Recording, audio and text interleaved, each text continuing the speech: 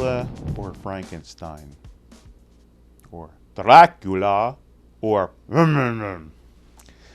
Well, I think throughout my life I've always preferred Frankenstein.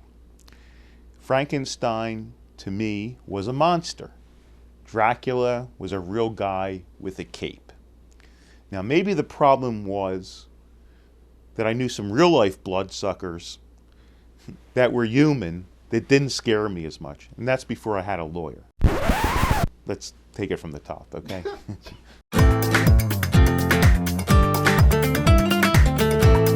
I think I preferred Frankenstein, even when I was a kid. When I wanted to see a monster movie, I wanted to see a monster. Frankenstein was a monster. I think it was the makeup.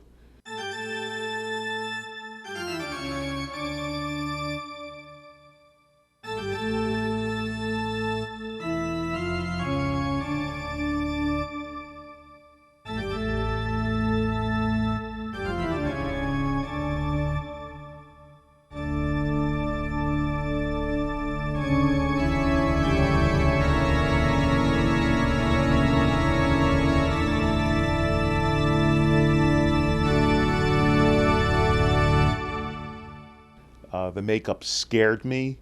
The makeup sort of made me in awe of Boris Karloff.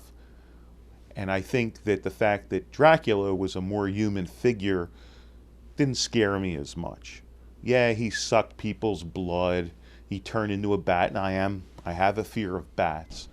But Frankenstein, that lumbering presence. Why, 9 out of 10 people call that misshapen creature of my father's experiments. Frankenstein, that lumbering presence, scaring the hell out of the villagers, having that scene with the little kid really made an impression in the original Frankenstein. Now, that's not to say I hated Dracula, I just preferred the monsters, and I always did. And we're talking about the original Dracula here, Bela Lugosi. He was great, there's no doubt about it. Brought this incredible character and this accent and this eeriness, and his makeup was cool too. But Karloff as Frankenstein to me is just a classic.